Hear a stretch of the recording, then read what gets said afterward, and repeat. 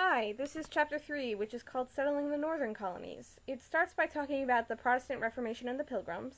The Protestant Reformation was started by that dude Martin Luther as a reaction to the assholes who were in charge of the church at that point. However, England kind of misinterprets it and thinks of it as a reaction against Catholicism, which kind of explains the whole anti-Catholic thing that was super rad back then. This other guy named John Calvin took Luther's ideas and elaborated on them, and everyone basically really liked what he said, and so all of the Puritans and the people then adopted Calvinism. Calvin was actually also the asshole who came up with the idea of predestination, which basically says if you're gonna go to hell, it's already been decided for you by destiny, so there ain't shit you can do about it. Anyway, the Puritans are basically these tight-ass dicks who hate fun and sunshine and only want you to pray, like, all day. Then there are the separatists who want a total break from the Church of England. While they're dealing with their shit, the Pilgrims land in Massachusetts on the Mayflower on Plymouth Bay, not Rock, like all those ratchet teachers told us back in elementary school. Then they signed the Mayflower Compact, which was kind of an agreement between all of them to form a government and follow the laws. At first they don't do too well, but after a while they have good leaders and good harvests, and they make it out okay. Then you have the Massachusetts Bay Colony, which was formed in 1629 by some moderate Puritans. They were led by Governor Winthrop, who wanted to create a model city for the rest of the world to follow by their example. Apparently they extended some sort of franchise to freemen, which were males who belonged to the Puritan church, and they called themselves visible saints.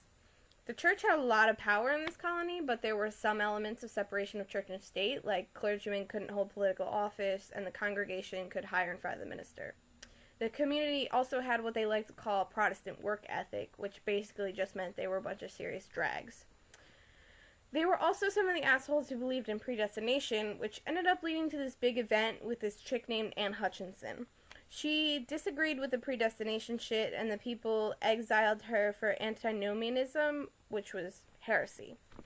Another dude to flee the Puritans was Roger Williams, who goes to Providence. He establishes freedom of religion, and he was against social hierarchy.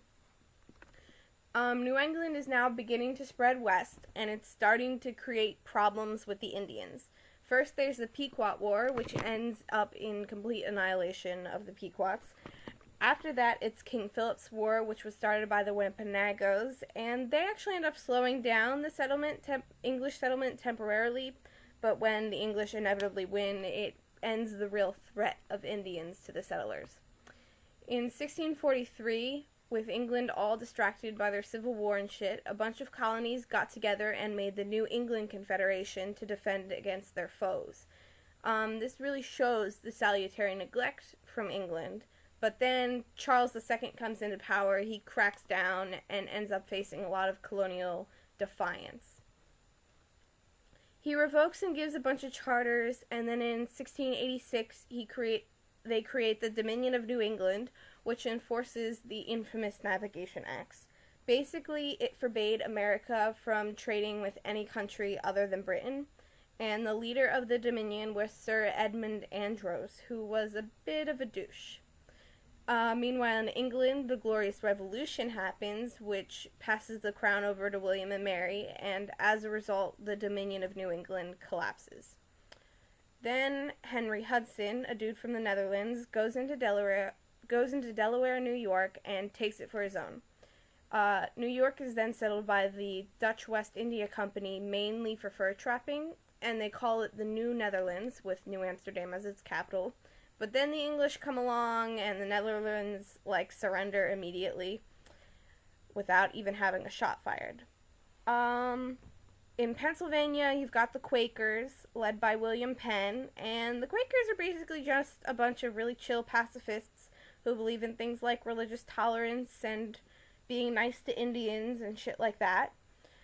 Overall, you have all of the middle colonies, which again is New York, Jersey, Delaware, and Pennsylvania, and most of them have fertile soil. They're a good mixture of agriculture and industry, and they are generally more tolerant than the southern states. And that's about it. Enjoy studying.